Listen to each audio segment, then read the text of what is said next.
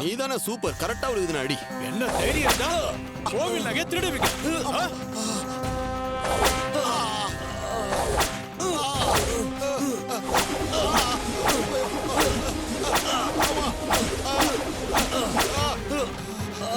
என்ன வரி குதிரை மாதிரி ஆயிட்டானுங்க. நீங்க தானே வயசுல பெரியவர், நீங்களே அவருக்கு புத்தி சொல்லி திருத்திருக்கணும். நீங்களே அவர் கூட சேர்ந்து போட்டி போட்டு தப்பு பண்ணிட்டு இருக்கீங்க. உங்களெல்லாம் வெக்கமா இல்ல?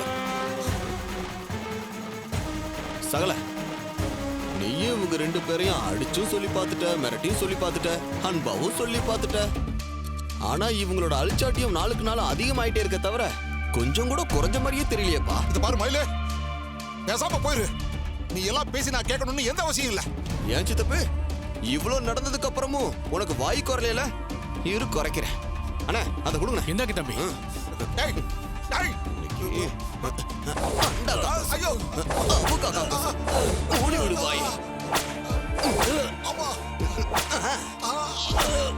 டேய் இதுக்கு மேல என்ன அடிக்காத. அடிச்சேன்னா நடக்கிறதே வேறாமா. நடக்கிறதே வேறயா? சித்தப்பு சத்தம் வெளியே வரக்கூடாது பாத்துக்க. கட்டா விழுத்து விட்டா இங்க இருந்து உன்னால நடக்க முடியுமானே தெரியல. இதுல என்ன பார்த்து நடக்கிறதே வேறன்னு பஞ்சு டைலாக் வேற.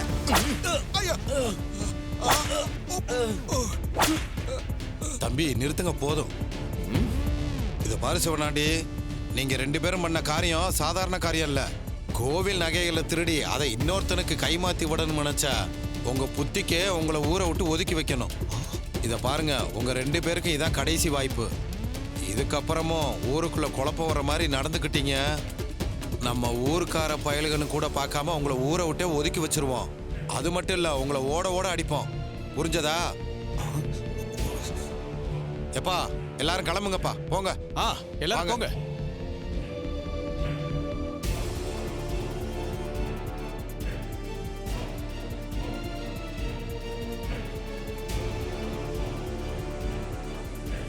நீங்க நிஜமாவே இந்த ஊருக்கு எதனா நல்லது பண்ணணும்னு நினைச்சீங்கன்னா அதுக்கு முதல்ல நீங்க உங்களுக்கு உண்மையா இருங்க.